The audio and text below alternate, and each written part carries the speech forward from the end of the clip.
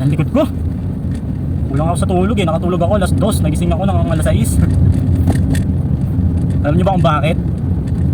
Nahabol ko yung oras sa pag-upload ng videos. Ganun ako kaseryoso sa pag-vlog. Naka-mindset na ako. Kailangan magising ako ng alas 6 para ma-upload ko yung videos ko ng 7 or 8. Kaya lang sa bagal ng net, upload ko yata siya mga alas 9 na or alas 10. Ganun ako ka-dedicated sa pag-vlog. Ganun yung passion ko na makilala ng tao para matulungan ko yung dapat matulungan, yung mga bata, mapasaya. Sarap gumawa ng content na marami ka napapasaya tapos kumikita ka halimbawa, di ba?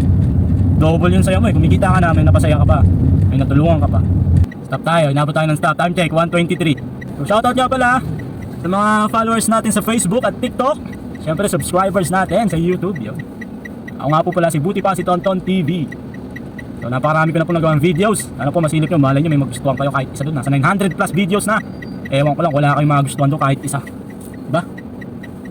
Hindi kasi kumakalat, wala tayong pampaboost, wala tayong pambayad eh. Yun ang problema.